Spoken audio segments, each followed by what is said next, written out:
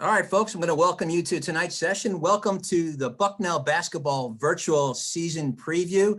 My name is Todd Newcomb, and I want to thank everybody for joining us tonight. We've got a special program for you, including both our men's head coach and our women's head coach, and 4 of our current student athletes here involved with the basketball programs.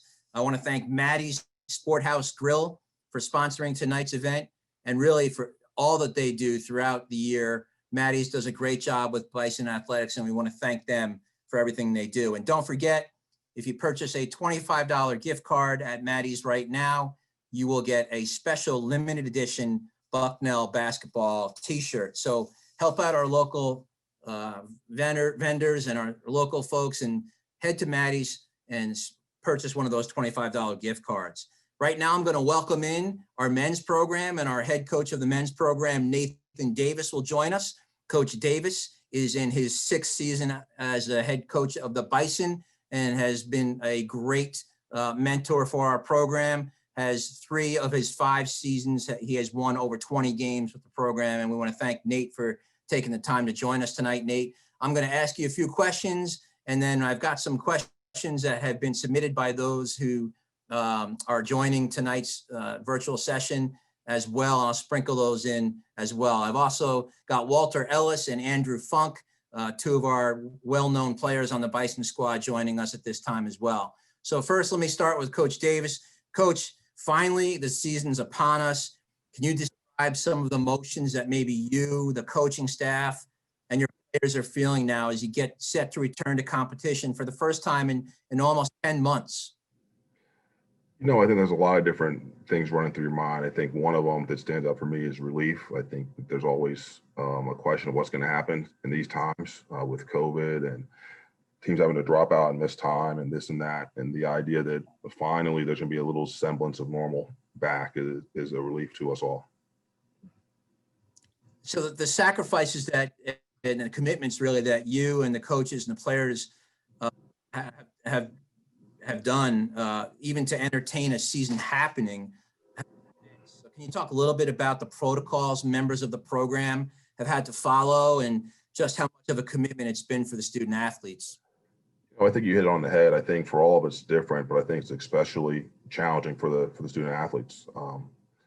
We're where we live, where they aren't. They have families and things at home that they can't see. So first off, starting this week, we have to get tested 3 times a week.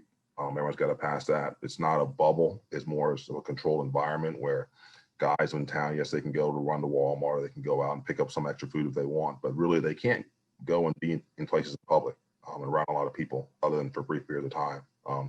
They can't congregate together as a group in indoor spaces outside of practice.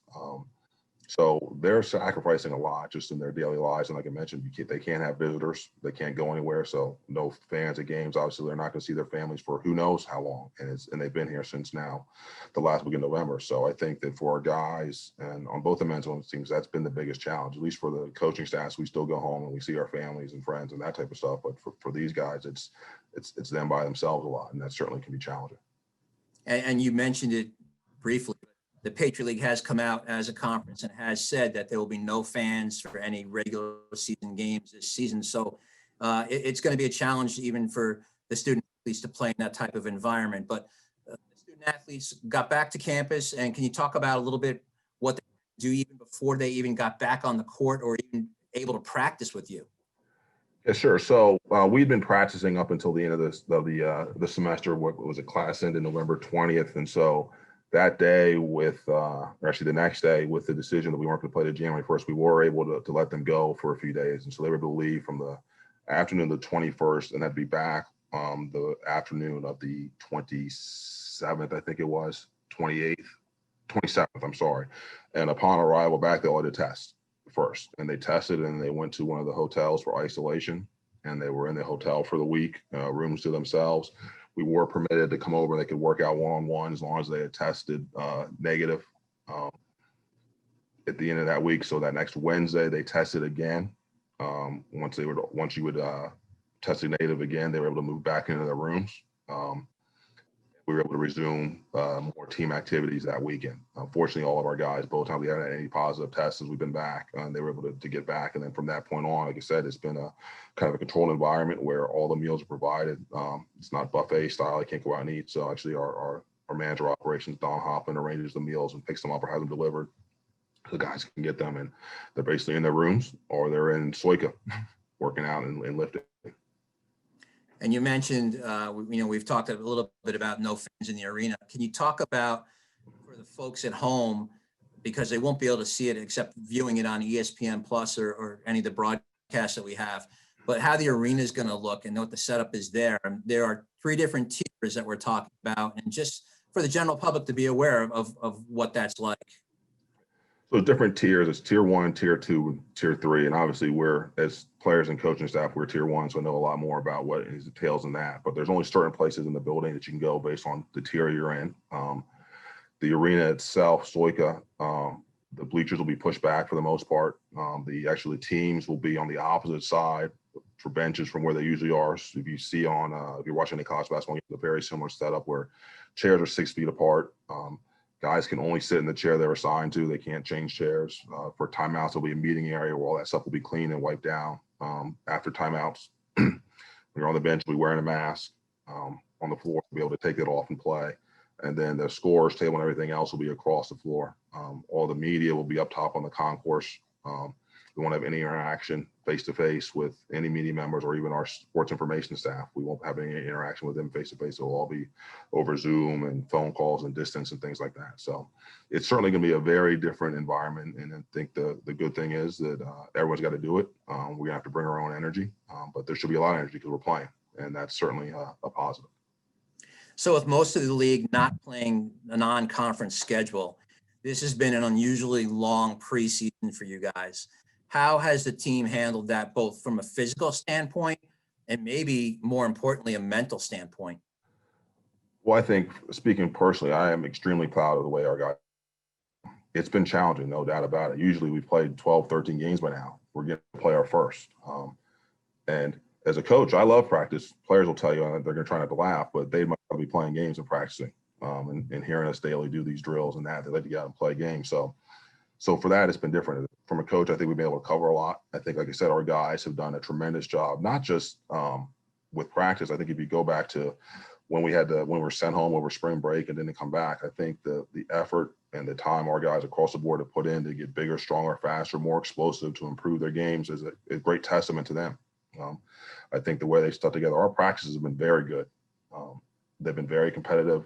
We haven't had more than a few moments here or there. No one's perfect where I would say we weren't particularly good, or weren't. By good, I mean like really competing at a high level. I think we've competed at a high level, and I think we're in a good place. And I think that's a testament to the seniors with Paul and John and Jordan, and then our junior class with Andrew and Walter are with us now. So they bring a lot of energy every day and a lot of focus. And because of that, I think we've steadily improved. And we'll find out how much more how we have really improved when we play our first game. Like I said, we know more about ourselves if we had played some games, but I think we're in a good place to be competitive, and I'm looking forward to getting out there on Saturday and playing.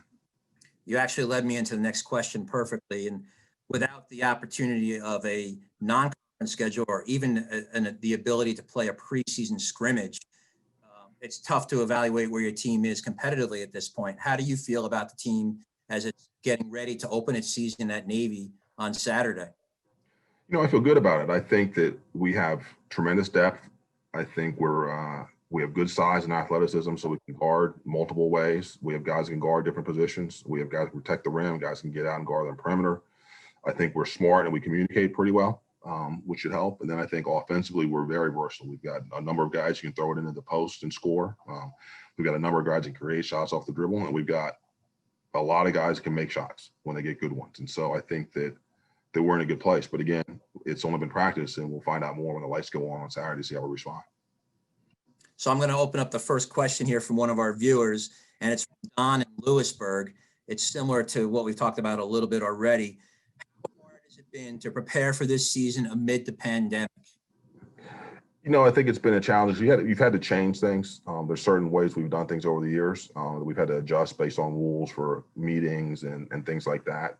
Now, the other side, again, this is my 6th year, so maybe it's a good thing to have to do things differently and gives a fresh take on the way some things are going. But I think our guys, like I said, have responded well to that. I think the biggest challenge has been, like we've always thought we're playing, but you never know until you actually start playing what's going to happen. The COVID stuff is unsettling, and it changes day to day. And that's been kind of our motto: is this is what we're going to do today. We don't know what it's going to be tomorrow. We just got to go with the flow and do the best we can to be ready to go. But I think that we've had a really good preseason. I mentioned the offseason work the guys did. I think they came back in great shape. I'm ready to go. I think they came back focused. I think our practices have shown the same thing. Now we got to go out there and see how it goes when it's real. The next one is a two-part question from Frank in Massachusetts. How is conditioning going to play a role with back-to-back games and to play more people? And has there been a greater focus on conditioning and nutrition? Well, I think across the board in college basketball and athletics over the last 10 years, nutrition has been a big focus. And it's really changed with the way guys eat. Look at the way these guys eat. Now, unfortunately, it's been more than 10 years since I played, but what these guys put in their bodies as opposed to what I did 20 years ago is a big difference. And I think is a good thing. I think that anyone that's seen us over the years, we're going to play a lot of guys. We're going to play 10 or 11 guys most days anyway. I don't know if we'll play any more than that, but I think being able to take care of your body, obviously going into the week so that you're fresh when it starts, allow yourself to recover better. Because like you said, it's going to be a quick turnaround, but it's not unusual for a college basketball player to have to play back-to-back. It might be a little unusual to play back-to-back in two different places.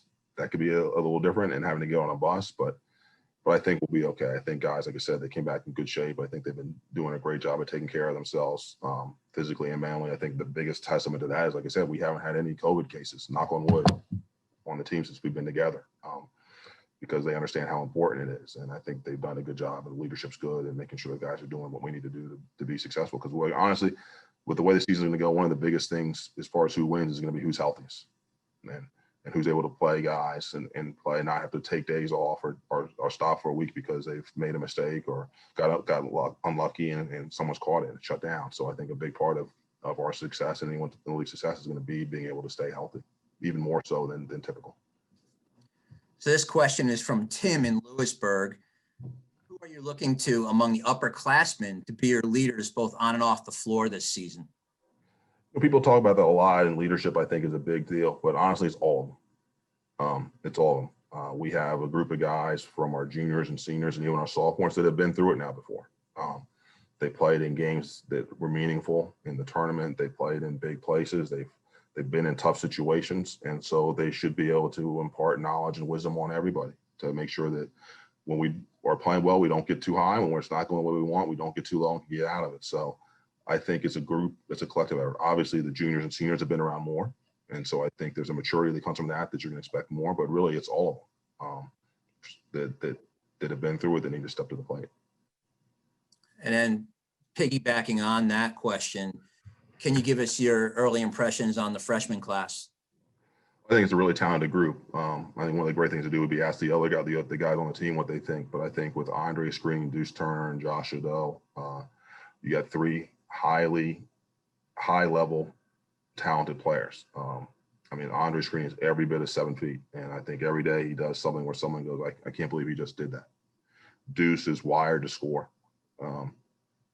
He can create on his own. He can make shots. He's a good passer, but he is just wired to score. And then Josh, along with Deuce, is also wired to score and is a big physical guard. He did a year of prep school, so he's not your typical freshman body-wise. But if you look at him, you're going to think, oh, that guy might be a junior or senior. Another guy that's wired to score. Both those guys can score from at the rim, from distance, or creating shots. So I think as long as we keep working and progressing and understand what we're going to do and how hard you got to play, they've got a shot to have special careers. We'll take one more question here from our viewers. This is from Hal in New York City. Jake Vanderheiden seems to be a lot bigger than last year. What role do you see him playing this season? Well, I think Jake is, like you said, Jake is every bit of 6'9", 225. He's really as big as Paul Newman. He's really bouncy, and he shoots the ball extremely well.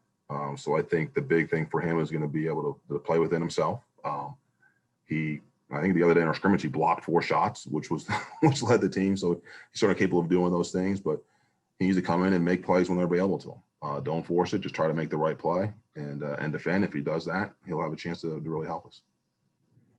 And finally, Coach, before we get to the players, what's review on how the Patriot League is going to stack up this season? I think it's wide open. I think that there's obviously some team. I think it came out today, the poll, but I mean, you look at the teams that were picked at the top, and they lost some really good players. They've got some good players back, but they lost some really good players. Like we lost some good players. We've got some really good players back. So I think it's more than any year, it's probably the most wide open I've seen it. I think that you look at the way it's going to be set up with the groupings, not divisions, but the groupings and how the tiebreakers are going to go. It's going to be interesting. I think there's any other number of teams that can win it. I'm focused on us. I know that if we do a great job of going out and competing defensively and picking each other up and sticking to the plan and being physical and smart and not fouling offensively, we play with pace, we share the ball, we take good shots, I think we're going to be pretty good. And it's always easier said than done. But I think I like our group. I think we got a shot to have a very good team this year. And looking forward to Saturday to seeing how it goes and getting better moving forward. Well, thank you, Coach. And as always, we appreciate your comments and wish you and your staff and the team the best of luck as you open up this weekend. And as up with Coach Davis, I'm going to turn my attention to our players now. And Walter Ellis, will start with Walter, who's a junior guard from Granger, Indiana. And initially, Walter, just how excited are you to be able to play a game this weekend? Oh, no, I'm really excited, especially after coming off of last season where we kind of just had a little bit extra time to kind of sit with how everything ended last season compared to other teams. So I think speaking for all of us, I think we're just excited to kind of get back to it just because we've been playing against each other for so long at this point. That's kind of just, we're all kind of excited to get out and play against some new bodies. So now we've been working hard this offseason. I think going into the season, just really excited to play. And before we really delve into this season, how did you spend your off season? What types of things did you do in the off season? My dad always makes me take like a week or two off after the season just to kind of let my mind rest, my body rest, and kind of just take that time to kind of just relax and let everything kind of settle from the season and all that. But after those 2 weeks, we kind of jumped on it early as far as me and my dad and my other trainer that we get on Cedric Moody and stuff like that. So we kind of had a schedule really early of kind of what I was going to be doing as far as weight training. That was kind of limited to like a lot of body weight stuff early and mostly in my basement with my dad. And then, but we know we're blessed to have friends that have some like gyms at their even house that we can use and stuff like that. So we didn't necessarily have to be in public places to work out at a really early time. So, and being in Indiana too, everything started to open up a little bit sooner. So even me and some of the younger guys at home, some of the high school kids, we get to play and stuff like that. So I think it was a really good off season for me just because I was with my dad almost every single day, doing my weight training and also being on the court with him every day. And then also, like I mentioned, my trainer Cedric Moody, was with him 2-3 days a week doing hill workouts and then being on the court and stuff like that too. And then just playing a lot. So we were probably playing almost like 5 days a week at night, just getting good runs in and stuff like that. And just it was a really good off season. So it's hard to believe, but you're halfway through your collegiate career. You're a junior now. What parts of your game do you think have improved the most? I think being home this summer, especially with my dad and then my trainer, we understand that I think my skill set is geared towards shooting the basketball, but especially doing everything off the bounce and just trying to make plays, especially with how much attention like my jump shot has seemed to draw over the last 2 years. So really just with that is just kind of trying to figure out how to make more reads and be able to create not only really for myself, but more so even for my teammates. And so that was really the focus of the whole offseason, was really just keep developing my shot in different ways. And I think my shot is significantly better than it even was last year from a feeling perspective and just a variety of the shots that I feel like I can make now. Then also just off the dribble, just being able to put it on the floor and make plays, a lot of stuff in ball screens and things like that. So I think over the summer, just because we had so much time to kind of work on it, I feel like that's kind of developed significantly with me anyway. And I feel pretty good about it as of right now. So Coach alluded to it earlier when I asked him his impressions of the first year players. You go up against Josh and Deuce in practice every day. What are your impressions of two of the freshman guards that are on the squad? No, I think like Coach D said, both really, really talented offensive players, and especially really for both of them, honestly, once the game, and this kind of just happens over time, once the game kind of like settles down for them and everything kind of starts slowing down, I feel like they're going to be really, really good for the next 4 years, to be honest. I think that class in general, I feel like they have a chance to really make a push for a lot of postseason runs and things like that. And no, like I said, as the game starts to slow down and things like that, I feel like it's just going to make the game, make the lane just even more wide open for them, just make the scoring the basketball even easier, just because they're already scoring it at a super high rate as it is. So once those things start to slow down, yeah, the sky's the limit for them, to be honest. I'm going to open up the questions here from one of our viewers. This question is from Fonz in Indiana. He wrote in and wants to know, who's your daddy? Um, No, but I'm joking, obviously. no, I'm just kidding. But seriously, your dad, LaFonso, who is obviously a great player at Notre Dame in the NBA, and now we see him on TV all the time as a commentator on ESPN. How much of an influence has he been for you? No, I think as far as just taking his wisdom and his knowledge, just because he's played at the highest level at all three levels of high school, college, and playing professionally in the NBA. So just using as much of that as I can, honestly, on little stuff. I mean, we talked on the phone yesterday for an hour just about stupid stuff like pregame routines and all that, like stupid stuff like that. And then so really just honestly, like anytime I have questions about anything, just because he's been through that whole process and had a really long career in the NBA, like he's done it at the highest level. So I think for me not to try to use that stuff is kind of idiotic for me. But no, so really just really trying to tap into that as much as I can, just to gain from his wisdom and be able to kind of apply that to myself and hopefully have that impact my game, just how I approach things and stuff like that. So Walter, the last question for you tonight comes from Jim in Turbitville, Pennsylvania. And he asks, how will not having fans in Soika Pavilion affect the team this year?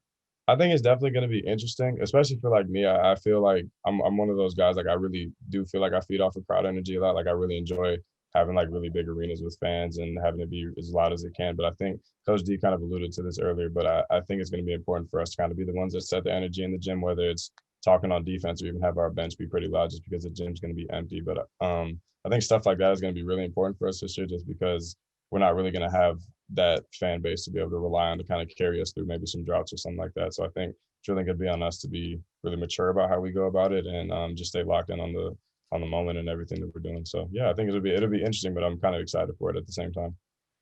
Walter, thanks for joining us tonight. Yeah, no problem. Good luck to you this season. Yeah, appreciate it. Attention to Andrew Funk now, another junior on the team, junior guard from Warrington, Pennsylvania. I'm going to ask the same question. How excited are you to tip off the season this weekend? No, it's hard to put into words, honestly. I mean, it's been a while, even with a normal off season, really. You have a long layoff, and then just with this extended one, I mean, I think just our we're not taking anything for granted at this point, and we're just all so excited to actually get the ball rolling this weekend. So as one of the leaders, as an upperclassman on the team, how have you helped the team get through the emotions of this crazy offseason? Yeah, I mean, Coach D said it earlier. I mean, every day is different, honestly. And I think the biggest thing throughout this whole thing has been just being there for each other, because we're kind of the only ones who really know what we're going through. We're doing the same thing day in and day out. So I think the big thing, like I said, is just being there for each other, making sure you're checking in on guys, making sure everything's okay. And just like I said, things like that. And I think that really goes a long way in creating trust and accountability on the court and off the court. So I think that's been the biggest thing so far. So we asked Walter his opinion of two of the freshman guards. I want your opinion on the 7-footer, Andre Screen. What have you seen from him, and how's it been with him on the floor? Does he let you get a layup up off the glass or not? No. I think, he's a name that you're going to want to remember, because he brings a lot to be excited about to the table. Like we said, he's every bit of 7 feet.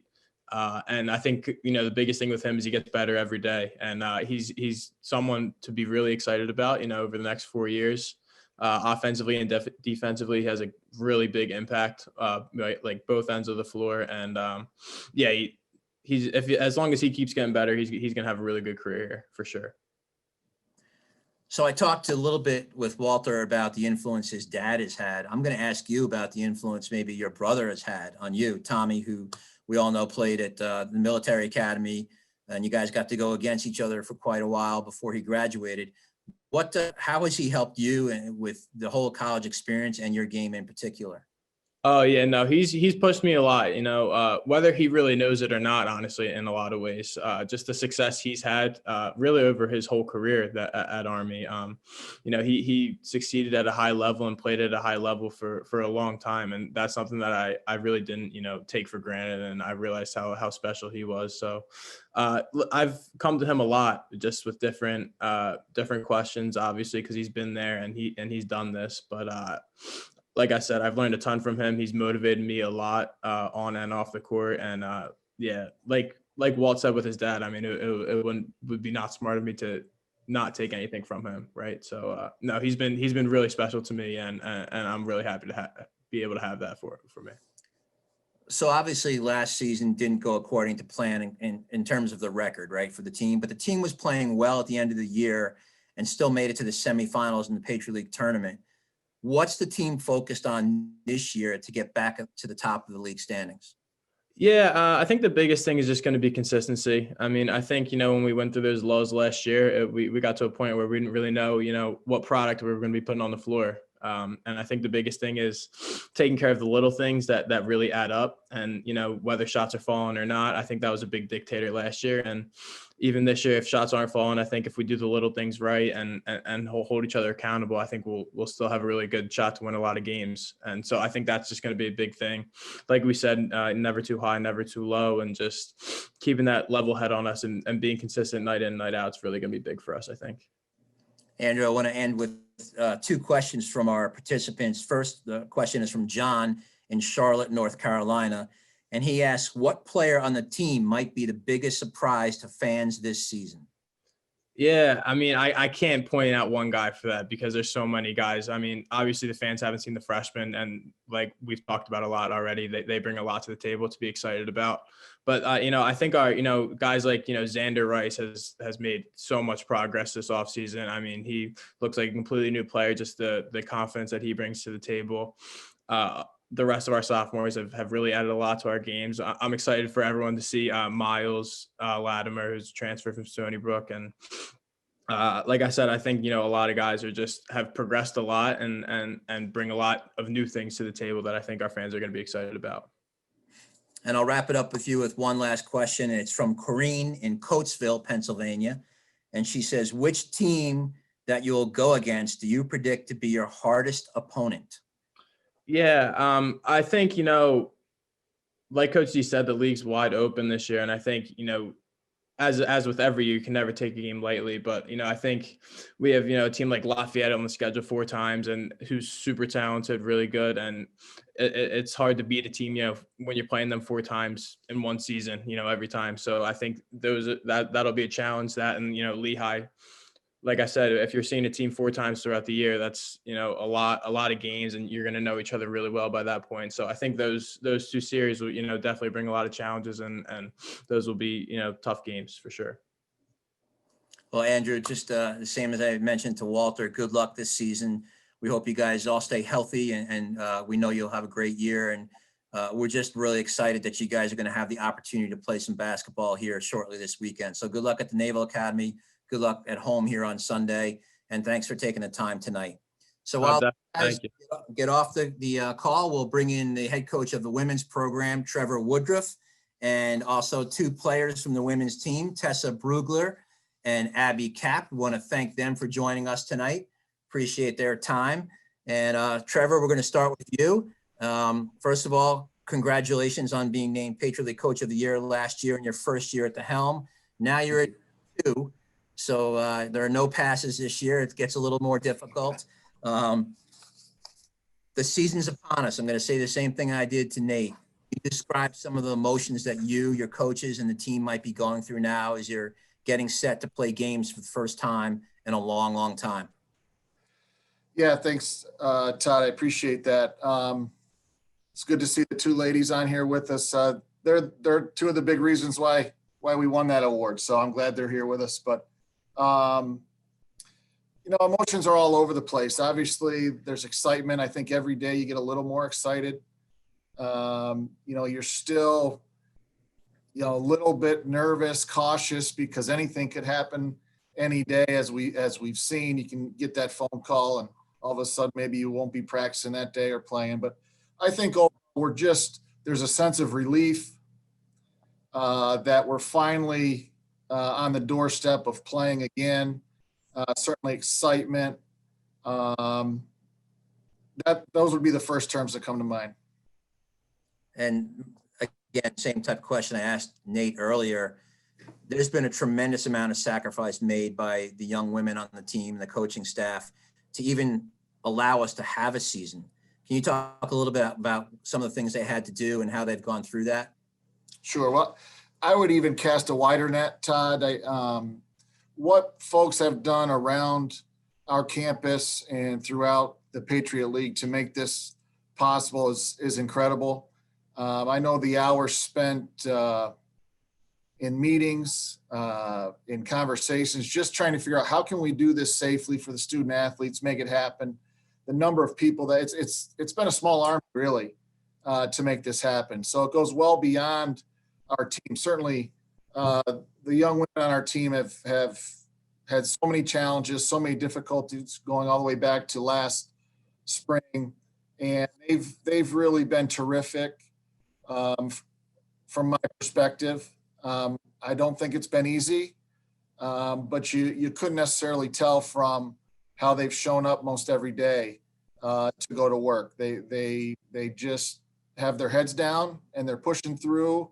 I think we all expected at the beginning and continue to expect there are going to be daily challenges, but we just continue to push. And the most important thing, in my opinion, is that we just stick together through it because the challenges are real and they're going to happen and we're going to have to deal with them together. So that's really the message that we're trying to send. So last year's team was really left with some unfinished business when the season was dramatically ended as it was right before you guys were getting set to move on in the Patriot League tournament. How's the team put that behind them and adjusted to both the physical and mental challenges that have come with this long and most unusual preseason? Honestly, that's probably a better question for them. We don't talk a lot about last season. On occasion it comes up if a certain play in practice happens and we'll say, hey, this is important. If you remember back to last year, this happened in this game. And it's like, oh yeah. So other than those kind of quick moments, I think our eyes have been forward. What happened last year was both amazing and heartbreaking all at the same time. What that team was able to do under the circumstances of what they graduated, new coaching staff, just so much change. What they were able to do to win the league by 4 games is all we need to know about them. The fact we didn't get to finish, I don't think changes anything about who that team was or what they became. They were winners and they were champions. And we can't go back and change any of that. But we certainly can work every day to try to duplicate some of the things that team did. So I think it, be a little bit, of a waste of time to look back too much. We've got to focus on what's ahead of us. And right now that's Navy. So talked about this a little bit with Nathan, want to get your opinion on it as well. The team has not had a chance to have a non-conference game. They've not had an opportunity to scrimmage. So it's been another opponent. It's been a lot of playing against each other. How do you assess where the team is and how ready it is as it gets ready to open the season at home on Saturday with Navy? Well, it's a challenge, and it's a real challenge because you see yourself obviously against yourself. So on a particular day, if the offense looks good, we're sitting in the office going, what's wrong with the defense?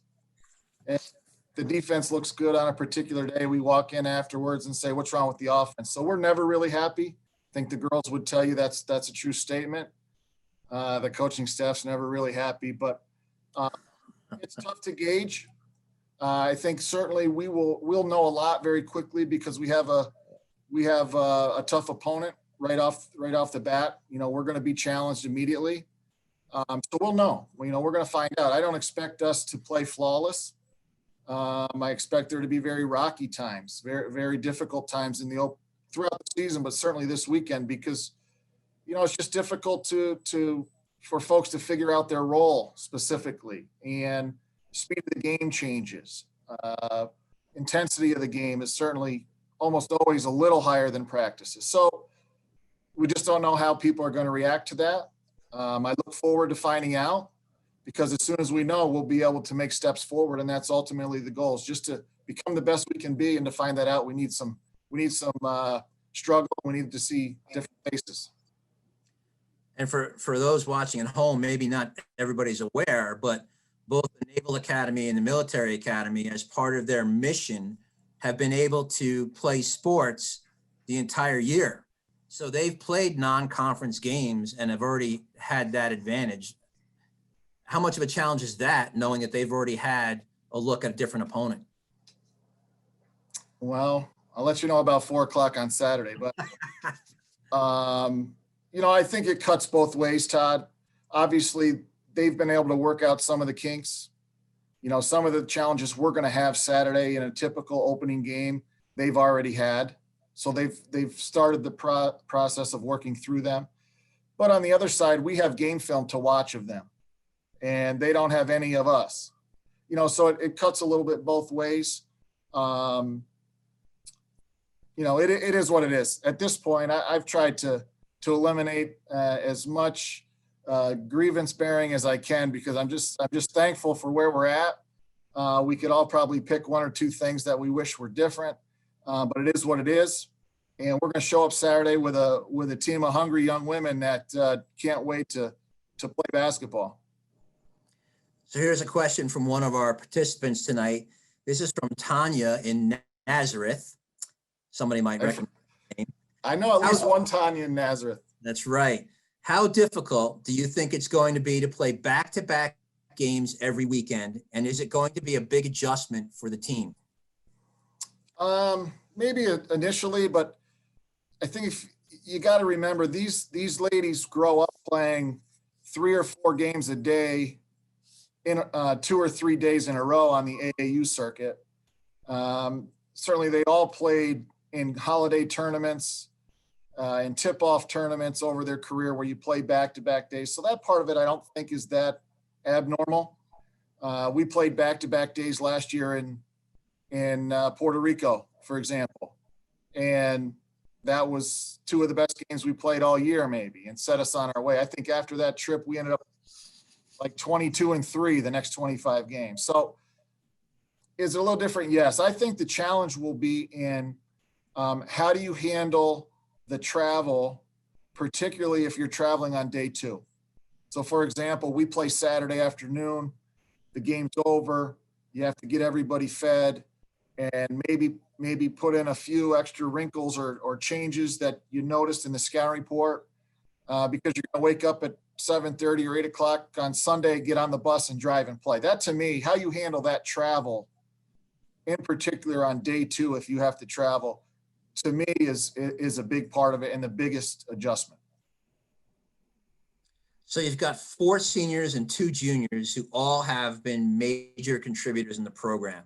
Describe their leadership, and is it comforting to have such a veteran presence, given the circumstance of the last 10 months? Yeah, I'll take the last part first. I've said it in multiple settings that if there was ever a year where veteran leadership was important, it's this one. First, in dealing with the challenges of COVID and all that brought into their lives, but also the fact that you're starting with conference games and you don't have that opportunity to work yourself into it. We're blessed. We've got 4 seniors who, I'm trying to remember, I think in their career, they're like 74-22 in their career. So in a normal season, they'd have a shot at 100 wins in their career, which is remarkable. I think in the league, they're 49-9, if I remember correctly, in the Patriot League in their 3 years. So we've got a tested group. Our young folks are very fortunate. They don't have to look far to see some of the best players in this league and learn from them. So I think their leadership's been invaluable. It will continue to be. It certainly isn't going to end just because we start playing games. It will actually be more amplified and more critical as we go through what's going to be a very difficult, challenging schedule.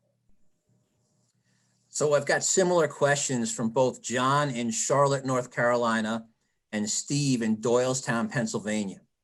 With Ellie Mack graduating the team, you not only lost a great player, but you lost a lot of size. So what will we see differently maybe in the style of play, or will there be a bit of a smaller lineup this year?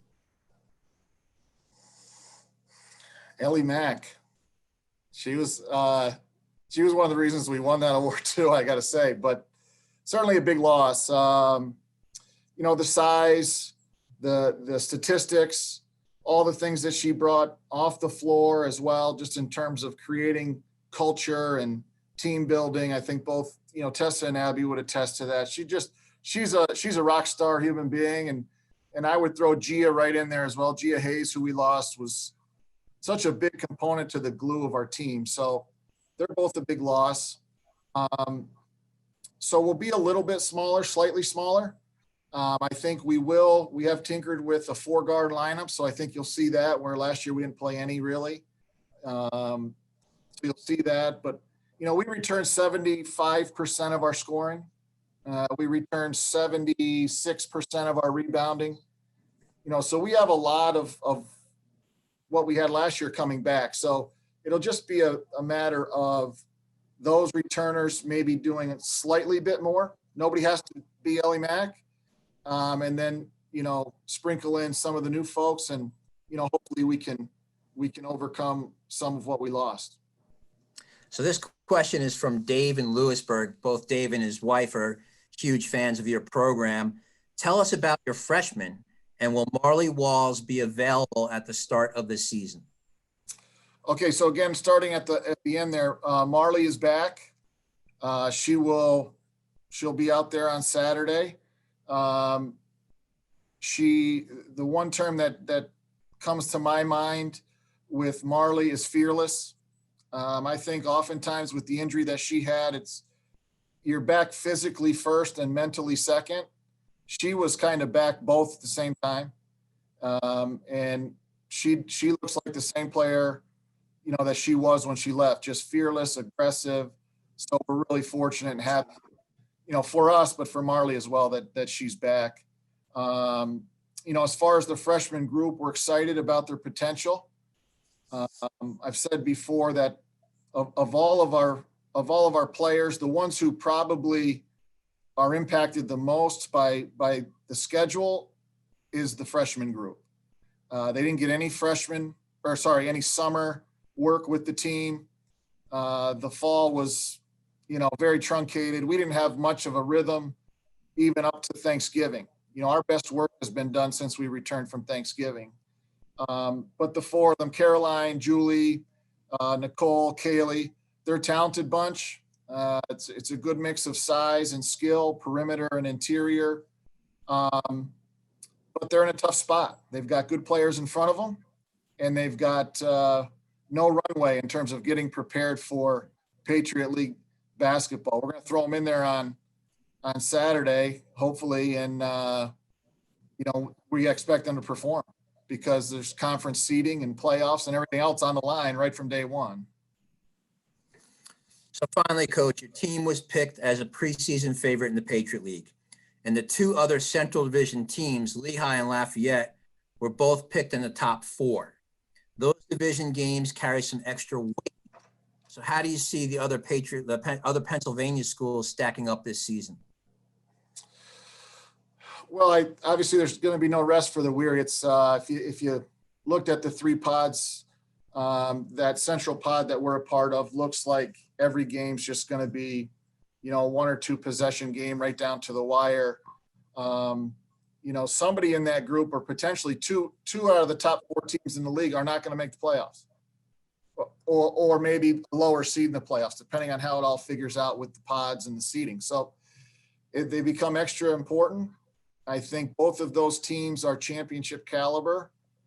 They're well coached. They have depth. They have all conference level players. Certainly the preseason player of the year is at Lafayette, and she's deserving of that award. So it's going to be a dogfight. You know, we have to be prepared. I think even before I got here, and the two girls on the call know this. There's a bullseye on Bucknell. That's understood. When you sign up to play here or coach here, you understand that. And so we talked after practice the other day, actually, that you don't necessarily get to pick when you're in a fist fight. Sometimes somebody just walks up and picks a fight with you, and you have to be ready. And so that's kind of how I approach it, or we want to approach it, is every game we go into, we're the other team's biggest game, and we're going to get their best punch. And so if we're not prepared, they can sneak up and get you. So that's the mentality we want. We want to be ready to go from the tip every time out. And I think when we play our best, we're as good as anybody. And so that's our goal. Just play our best and see what happens. And Coach, I'm going to give you the opportunity to let the folks watching know about the newest member of the Bison family.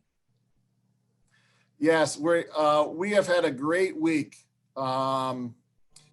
Week with the holidays and not being able to get home with the families, but just a great week for our program. We welcome Levi Coleman, who's by all indications already a stud. We saw him the other day. He had a chance to make an appearance at practice from a distance. He didn't get to the arena floor because he's not tier 1 tested yet, but he's perfect. He's a perfect little boy. Taylor Coleman and her husband, Mike, did a great job. They got a great young baby on their hands. So we're excited about that. We're also adding a new director of operations, which will be announced any day. She's going to join us here shortly and start her testing protocols. That announcement will come out shortly as well. So I won't break that news today, but so it's just been a great week. We celebrated Christmas. We had a great video in Soika with all the families, sent us pre-taped videos from home for their daughters, which was emotional. A lot of tears. Rumor has it I teared up a little. I don't think so, but there may have been a couple. So it's been a really good week, and the best part of the week is ahead of us. We're going back in the gym tomorrow, work hard the next couple of days, and Saturday at 2:00, we're going to be ready. Well, that's what I was going to say. I'm going to hope that the week ends just as great as it began, with a couple of victories against Navy. I wish you and the team the best of luck this season. Please stay healthy, and we'll all be pushing and cheering for you guys all the way to the finish line. And thanks, Todd. Appreciate you and your group and all the work you guys do. Thanks. Thank you. So now I'm going to turn my attention to our players, and first, Abby Kapp, a senior guard from Bartow, Pennsylvania. And Abby, let's start right off with a question from Jean in Sunbury, Pennsylvania. She's just wondering how everyone's doing and how you're feeling about the upcoming season. We as a family will certainly miss being in the stands and watching you play. Yeah, thanks for the question. So I think that expectations are really high for our team. We're a very highly motivated group, so we do have high expectations for ourselves. And the general feeling from our locker room and in practice is I think we're just really excited to play someone who's not ourselves. So definitely high spirits right now, which probably wasn't always the case this past month, but it's definitely here this past week. Just knowing that games are on the schedule, they're on the calendar coming up. So, and we are definitely bummed that we're not going to be able to have fans this year, but we know that Bison Nation is there with us in spirit. So thank you. So I asked Walter Ellis a question earlier, and I'm going to ask you the same thing. It was an unusual off season, as it's been an unusual year completely. So how did you spend your off season? What types of things did you do to keep your game in top form? Yeah, it was definitely different, especially because since my freshman year, I have been, like a lot of us have been on campus in some capacity, doing workouts, last year especially, getting the new coaching staff in, just learning the offense. So not having that opportunity to get in the gym with everybody was definitely different. And also, like, just with COVID and everything, social distancing, not being able to go out and use resources that you would have had available to you in a normal year was difficult. So just doing whatever I could in my capacity to get better as a basketball player, whether that be lifting weights, shooting on my own, working on different skills, was definitely a focus of mine. But in addition to that, just getting to spend time with my family and kind of making the most of the situation were definitely a priority for me. But yeah, that's how I spent my off season. So as one of the seniors on the team, how have you helped the rest of the team and certainly the younger players navigate a lot of the issues that have been around this offseason? Mentally, it's been a grind. Yeah, it's definitely been difficult being a senior this year, and I think that I can kind of speak for my other seniors in our class. Kind of imagining what it would be like to be in this leadership position in a normal year is challenging, but then also being during this year, during this time, has just added another layer to it. And I think that just being able to provide like a some amount of advice, some wisdom to the underclassmen in any way, shape, or form has just been my strategy to kind of just help people get through it, just because I can't really speak from experience, because playing college basketball in a normal year is difficult, especially being a newcomer into a new program. Doing it this year, I can't even imagine what it must have been like. So I can't really speak to their experiences, but just being able to provide a helping hand to get them through what they need help with, if that makes sense, in any way that I can. So obviously this team has a ton of talent returning. What, in your opinion, are the team's greatest strengths right now? And what are some of the areas you think the team needs to work on? Yeah, I think that our greatest strength is probably just our unselfishness. I think that we have a lot of people that can score, a lot of people that can get stops. And so we're just a really talented group. But I think that we're really great at sharing the ball with one another. I don't think we have anyone on our team that is always looking to score, thinks that they have to take matters into their own hands at any time. I think we all rely on each other a lot. And I think that you can see that on the court. I think we have great chemistry. So I think that's our greatest strength. And I think that something that we do need to work on a little bit, I think that we have the potential to be a great offense and defensive team. We show real great glimpses of perfect possessions. We have a drill called perfect possession, and just putting those moments of great defense and great offense together and just being consistent throughout the season is just something that it will take time, but I think we have the potential to get there. So we're going to hear from Tessa in a minute, but you're both from Eastern Pennsylvania, and you've been teammates all the way back to the AAU days before Bucknell. How does it feel going into your senior year together?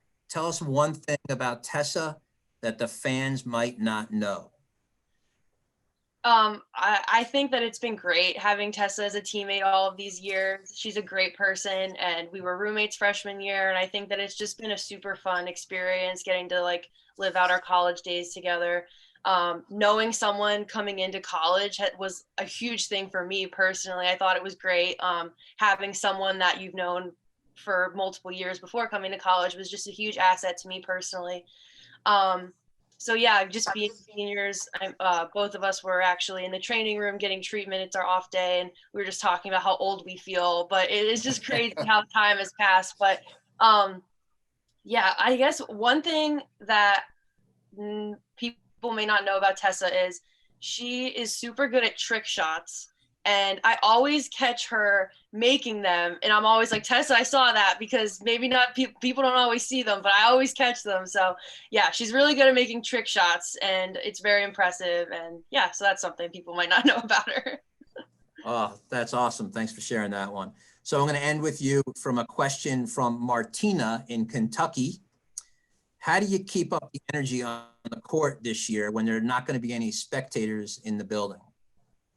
Yeah, I think that it's definitely going to be a different atmosphere in Soika this year. And I think just taking it upon ourselves to provide that energy is so important. I would argue that we have one of the most exciting benches in the Patriot League on the women's side. So I have no doubt that people are going to be making noise, cheering, running up and down the sidelines. I feel like that, socially distanced, of course, but just I just think that we have a great group of energized individuals, and just providing that energy ourselves is crucial.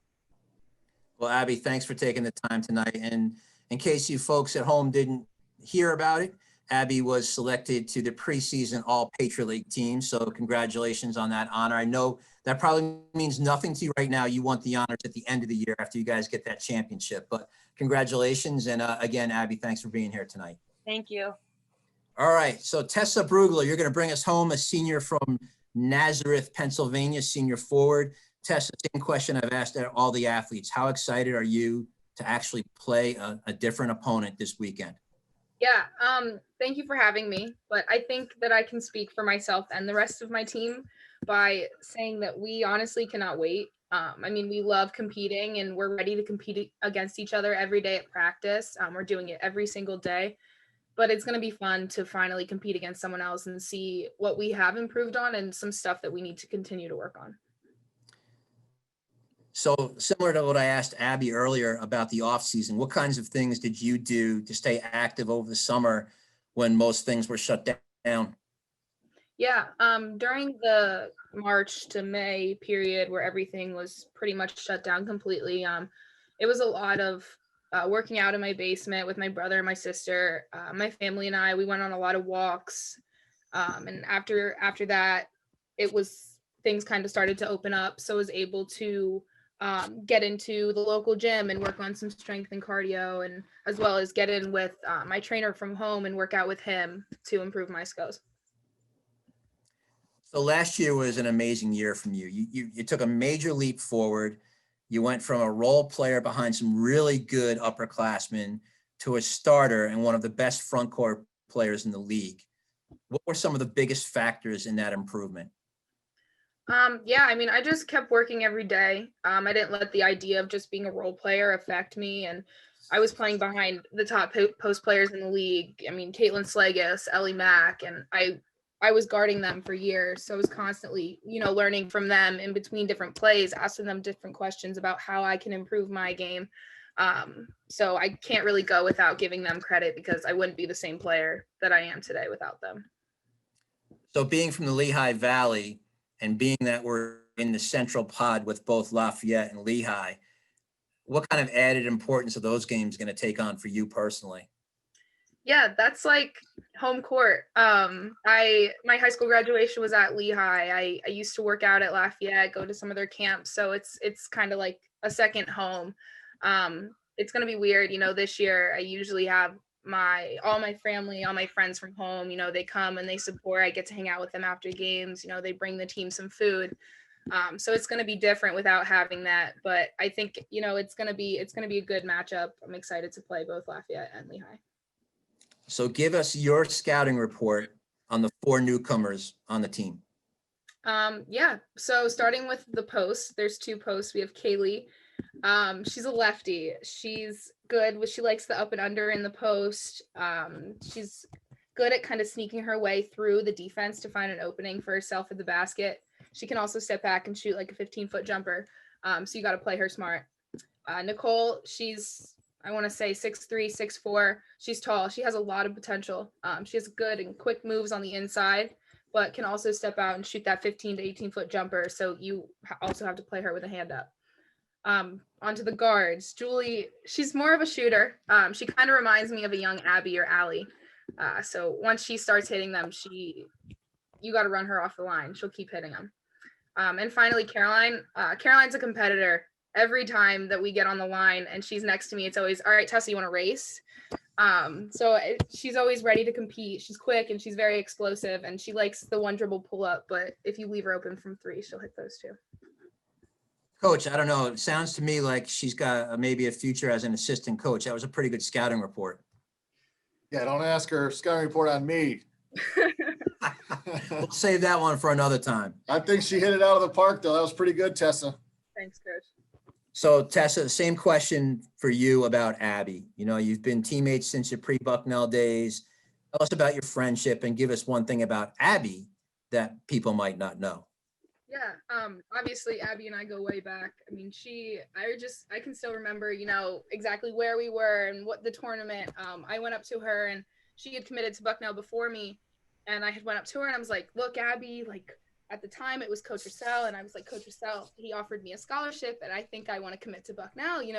What are your thoughts? Like, I don't want to intrude, you committed first. And she kind of hit me with are you serious? Like, are you kidding me? Of course you can commit to Bucknell. And here we are. I mean, I'm glad that I have someone like Abby, not only as a teammate, but also as a friend. And I can go to her with anything, at times I can go to her if I have a serious question. I can also go to her if I need to let off some steam. And one thing that people may not know about Abby is she does seem all serious, she's strictly about business, but Abby's probably one of the funniest people that I know.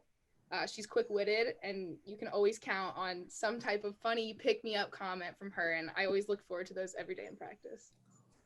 That's great. So I'll wrap you up with one last question. This is from Jill in Georgia. She says, how has the COVID-19 quarantines impacted the team in a positive way as far as team bonding and morale? Yeah. When we had first found out that we were all in contact with someone who had tested positive, it was one of those, oh crap, like, are you kidding me type of moments. 14 days in the hotel, it really wasn't easy, but we were able to find ways to make it work. It was long, very long, but at the end of the day, I really do think that it made us closer as a team. We figured out different things to do, some activities that we could do while we were in the hotel, made the time kind of go by quicker. But the one thing that we all did was continue to check in on each other. I was constantly receiving texts. I was constantly calling people, getting calls, just asking how you were. And I think that those little conversations may not felt like it meant anything, but it really meant a lot to all of us. So at the end of the day, I do think that 14-day quarantine really did make us closer as a team. Well, Tessa, same to you. Best of luck this season. Thanks for taking the time to be on the call tonight and give the fans a little bit of perspective as we get ready to open this season with Naval Academy this weekend. It's great that you get to open at home on Saturday, and everybody will be cheering you guys on. We wish you the best of luck and stay healthy. Thank you. So I want to thank Trevor and both our players for being on tonight. And just a few closing comments before we end our session. We did mention that we would be giving away a grand prize of 2 virtual season tickets to one of our participants. And that winner from Mifflinburg is Cindy and Bart Bilger. So Cindy and Bart, we will be in touch. We thank you for participating. We thank everybody for participating tonight and taking the time out.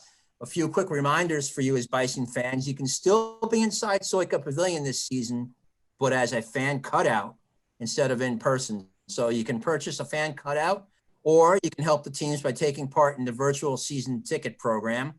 Both of these opportunities can be found on www.bucknellbison.com. We'll also be holding our basketball luncheons again this year, but in a virtual format, much like tonight's event. Special thanks to Maddie's for sponsoring those events, which will take place on 3 different Wednesdays during the season. Wednesday, January 13th, Wednesday, February 3rd, and Wednesday, March 3rd. Look for more to come on those great events. One more special thank you to our 2 head